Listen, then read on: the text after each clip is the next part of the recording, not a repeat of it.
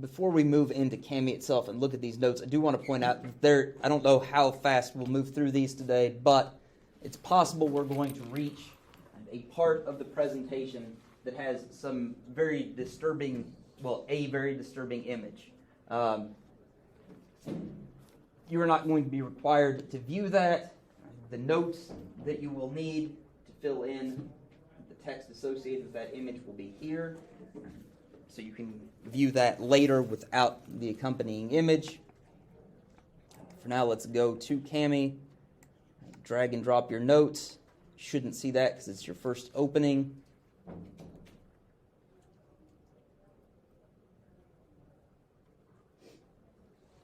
As you can see, we're going to be talking about imperialism in Globalization 1.0.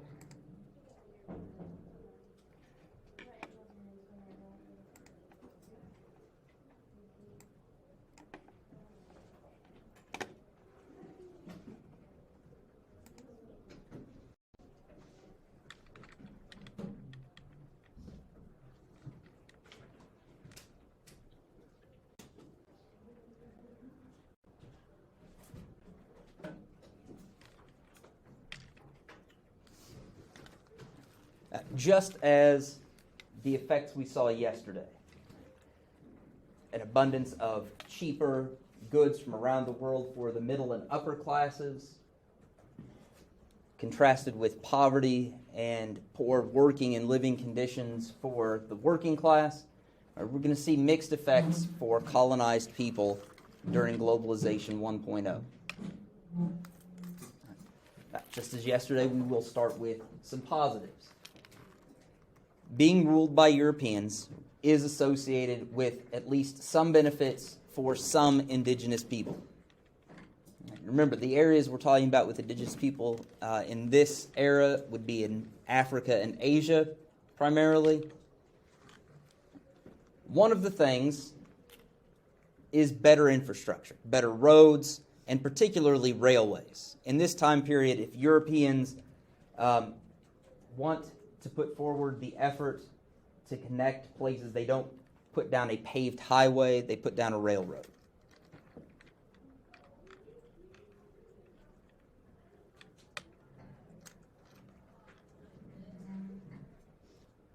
They did also share technology and particularly medical science. Development of drugs to treat tropical diseases, sanitation methods to deal with tropical diseases, things like the guinea worm. Europeans were able to figure out kind of being transmitted and tried to come up with campaigns to get people to stop the practices that led to the spreading of the guinea worm. The guinea worm is really pretty disgusting. It burrows inside of your body, lays eggs. When those eggs hatch, they migrate back to the surface of the skin, often in the feet. And they create an ulcer, and they emerge from the ulcer. It's very painful. It's described as a feeling that the bottom of your foot is on fire. And so oftentimes what happens is people seek comfort as best they can, and that is to go to a stream or a pond and put your feet in the water. Right? The problem is that's where the guinea worm will emerge from the skin, right, and go about continuing its life cycle and continuing the cycle of infecting people with guinea worm. Europeans share some information that can combat that. The other notable advancement would be in terms of treating malaria with quinine or quinine, depending on how you want to pronounce it. This was something important. Europeans were more susceptible to malaria than Africans, for example, but a lot of people from Asia that also moved to Africa during this time period were even more susceptible to malaria than Europeans. Africans had some immunity built up over generations. This is one of the reasons that African Americans in this country are more likely than whites to suffer from sickle cell anemia. There are changes in red blood cells that can make Africans less susceptible to malaria, but more susceptible to that inherited disease. But in all of those cases, Europeans did share knowledge that proved beneficial. They also set up what must be for all of you one of your very favorite things, modern education, the school. You all love it, treasure it, cherish every moment you get to spend in it. Quite possibly not. But for Asians and Africans, this was sometimes seen as a very good thing. Right? There were bad things that went with it, but being taught to read and write was seen as important. In German East Africa, for example, during World War I, some of the Africans that were under German rule were pretty enthusiastic about fighting on behalf of Germany, because in German East Africa, the governor there had worked to set up really good schools that the native population really liked. And so they wanted to support Germany. They thought they were getting a better deal from the Germans than they might get from the British. So that is not something that we should really discount as unimportant. They also, in some places, helped to bring better nutrition to indigenous people. That's often something that's hard to see. In the case of some colonial records, though, we do have pretty good evidence that there was better nutrition. There's probably also better health treatment. The evidence here is that natives grew taller. One of the things Europeans loved to do in this era, right, is collect data. They wanted to collect all kinds of data. Categorize people, categorize things, measure stuff. And they measured the height of colonial soldiers that joined their militaries. And so the Brits kept records, for example, of the soldiers they recruited from Ghana's natives. And what they found is that over time, those recruits were getting taller and taller because they had not faced malnutrition as small children. They may have also had less disease. Two things will make children grow up to be much shorter than they might have been: poor nutrition and what's called disease burden. All right, when your body as a young person is fighting off a lot of disease, it can't devote energy to growing, and so your growth is stunted. So we do have evidence that through taller natives that there was better nutrition, perhaps better health care. And at least some of the time, the Europeans did try to do what they said they were doing, which was to have a civilizing effect and to bring good things to colonized people. Democracy being one of those. And they often did, especially as they were starting to prepare to give up colonial control of their territories.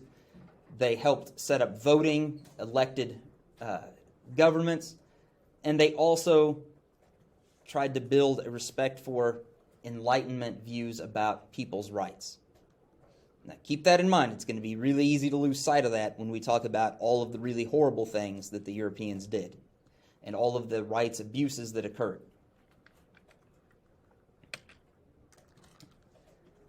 And Europeans loved to take credit for ending the African Arab slave trade that was particularly active in East Africa.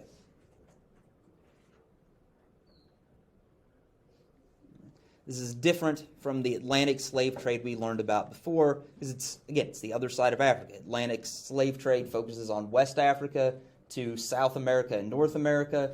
This was very much about taking enslaved Africans from East Africa to the Middle East and across the Indian Ocean.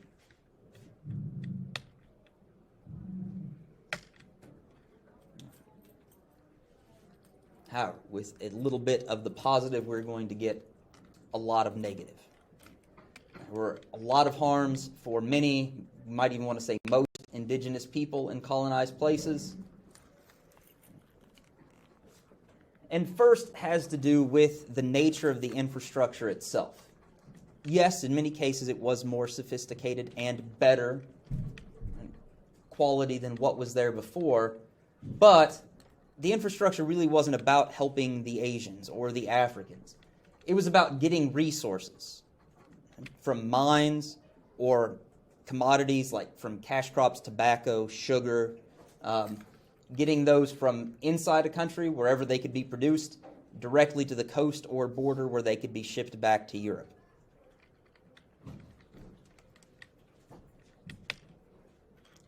This is what's called extractive infrastructure.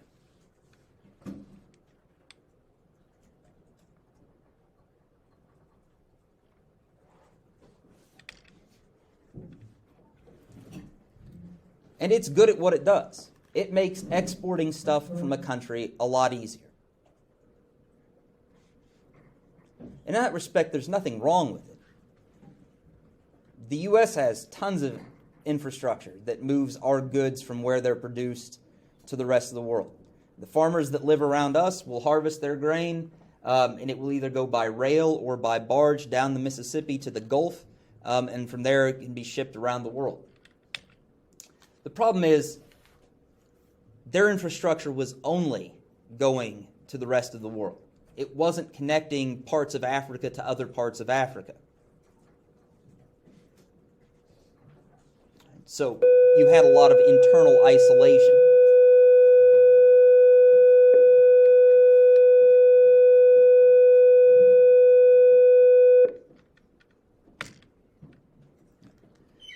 And this has had, I'm not going to say a permanent effect on economies,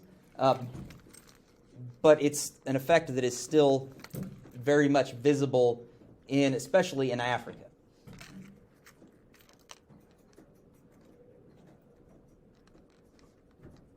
And I know this sounds like a dull effect of colonization. I think a couple of visualizations will help. First, we have this pair of images. On the left, what we have is something that shows cash crop suitability. So as we go from blue to lighter shades of green and greenish yellow, we have places that are more capable of growing cash crops, things like sugar, tobacco, cacao for making chocolate, right? All of that kind of stuff. And over here, we have overlaid these areas of orange and red that show diamond shaped. They all kind of overlap, right? But as you're looking at these areas, you can see some of the red X's that are noted here in this part. They're either indicating, if it's orange, cash crops, if it's red, concentrations of mineral production, so mined resources, or here, oil, right? There, oil. And the more of it you see, right, the more production there was in 1957. And 1957 is important because that's when colonization starts to end in Africa.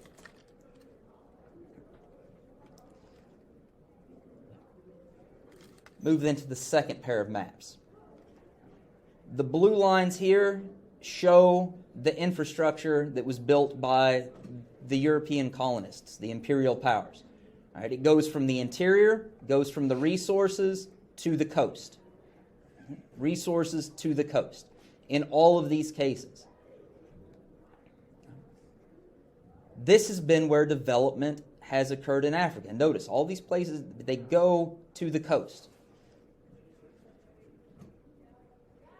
Yellow areas show night light in Africa. So light that's visible from space, it tells us where cities are, where there's development. It's around these same resource hubs. That's it. It's very different from what we see in the U.S. And in some cases, it's not at the hubs themselves, it's where they go to the coast and out. That's it.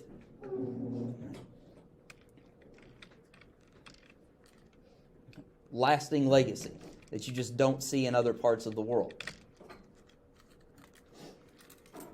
This extractive infrastructure was paired up with mercantilist focus on the production of raw materials and like cash crop commodities. This prevented the economies of the colonies from developing. And by developing, I mean becoming more advanced, moving from just farming and mining to manufacturing.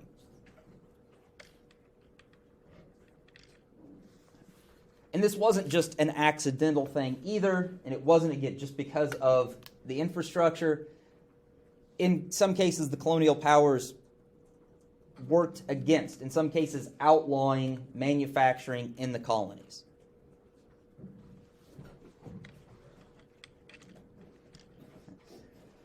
This was the case in India.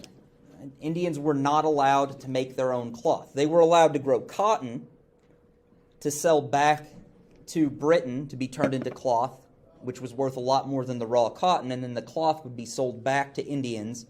And that's why Mahatma Gandhi had what might sound to you like a really weird way of protesting. He protested by making his own spinning wheel, spinning his own thread, and doing his own weaving to make his own clothes. That was his act of protest.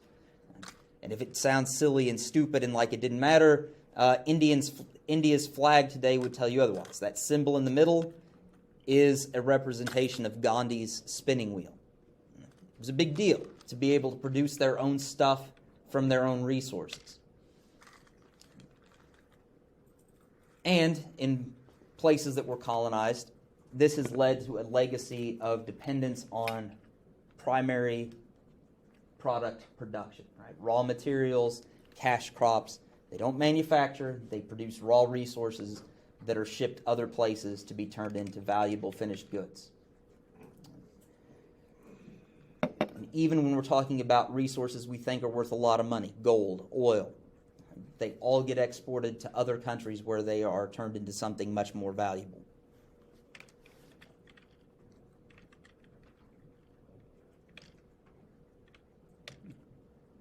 One of the examples of this is coltan.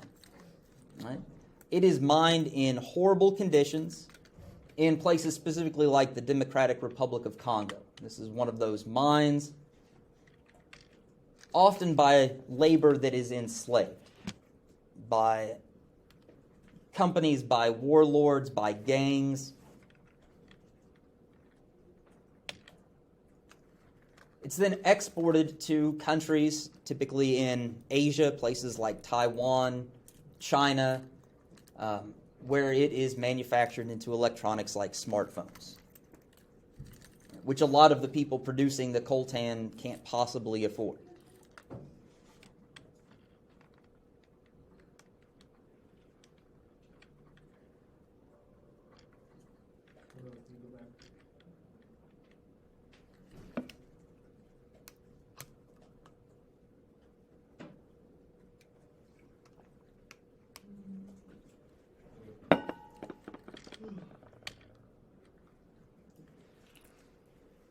Europeans also carved up Africa without a lot of thought to the different ethnic groups that they were clumping together in within these new borders.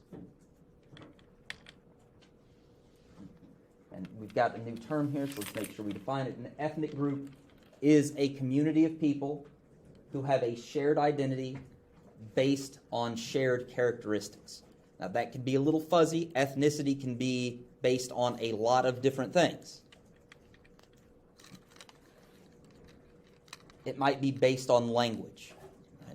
In Belgium, for example, right, ethnicity is you're either Flemish or Walloon, and a lot of that is down to whether you speak Flemish, which is basically Dutch, or Walloon, which is basically French.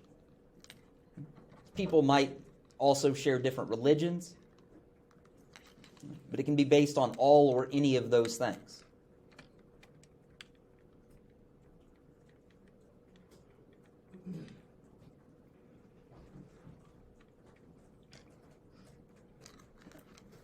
And this has been a source of conflict, not just in Africa, in other parts, Asia, for example.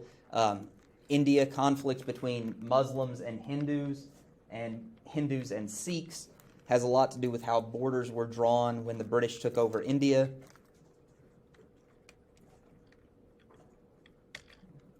But the example we'll look at that's visualized here specifically is from Nigeria, which is in West Africa.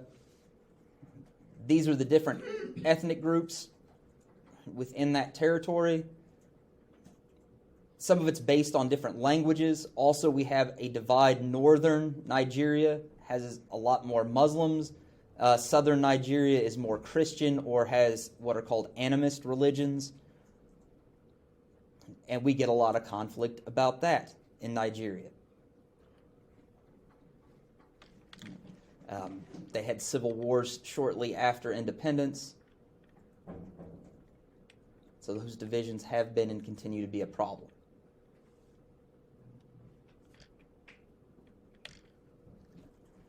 And Europeans were not just content to not care about borders. They also did things that made ethnic divisions worse. Because again, they liked to measure things and categorize things. And one of the things they liked to measure was race and ethnicity.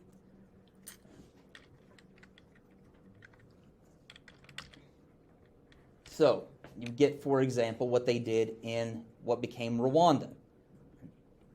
It's not that there were no ethnic groups in Rwanda before the Belgians showed up, but they kind of really created these two as the main categories, Hutu and Tutsi. And then they pitted them against one another. The strategy of divide and conquer.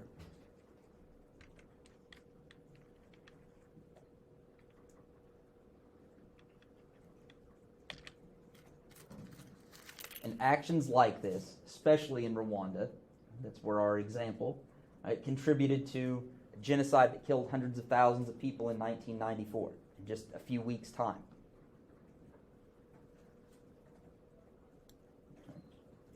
And in some cases, the form that genocide took could almost make what the Nazis did look humane. Right? A bullet to the head, right? A gas chamber. A lot of these killings were done with machetes. So, not on the same scale. And I'm not going to tell you any kind of genocide is kind and gentle, but the just brutality and face-to-face hatred of this is just kind of staggering.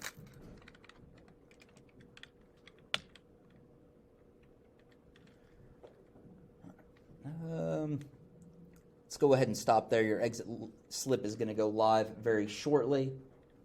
Please upload the notes that you have.